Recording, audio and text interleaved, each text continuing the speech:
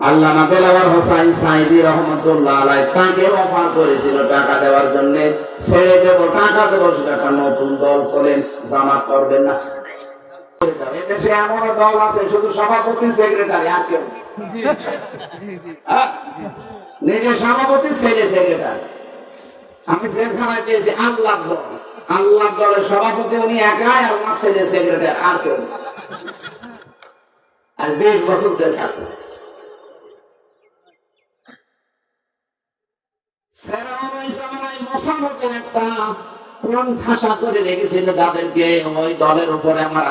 আমি মনন করলাম, অনুগ্রহ করলাম, আমি জমিনে তাদের জাতির নেতা বানিয়ে দিলাম।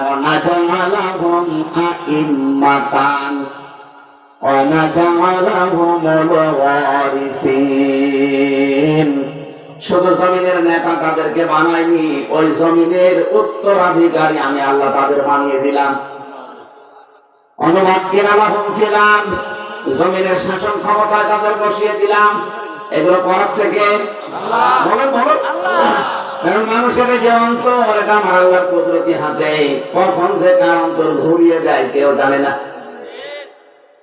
কত মানুষ এখন ব্যক্তি দলে দলে পালে পালে সব ইসলামের দিকে আসতেছে।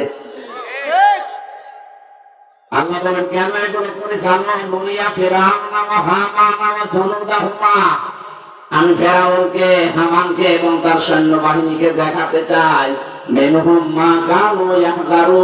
তারা যাদেরকে ভয় পেত তাদেরকে আমি আল্লাহ ক্ষমতায় বসিয়ে দিয়েছি। যে 54 বছর সবচেয়ে বেশি ভয় পেয়েছে এই মুসলিম দলটাকে সারা দেশের জালেমরা। কথা বলে না কেন?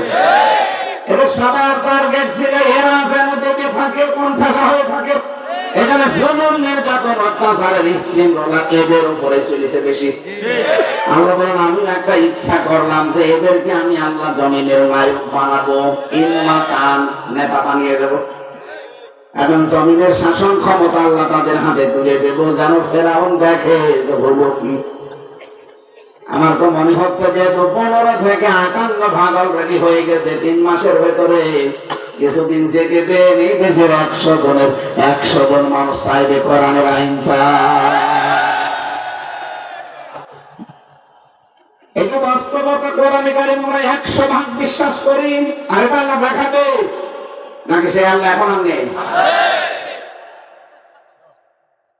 হিন্দু পর্যন্ত গোবিন্দ পরামানিক কয়েকদিন আগে আগে দেখেন দেখে স্ট্যাটাস দেয়, বারবার ভিডিও বার্তা পাঠায় যে এই দেশে যদি সত্যি ইসলামী একামত দিন যারা চায়, দিন কায়েম, এরা যদি যায়, উনি জামাত ইসলামের নাম যদিও বলেছেন, আপনার বক্তব্য শুনেন, যদি জামাত ইসলামী বাংলাদেশে এই দেশের রাষ্ট্রের ক্ষমতায় যায়, উনি অলরেডি হিন্দু মানুষ বিশ্বাস করেন এই দেশটা নিরাপদ থাকবে, মানুষ তার অধিকার ফিরে পাবে।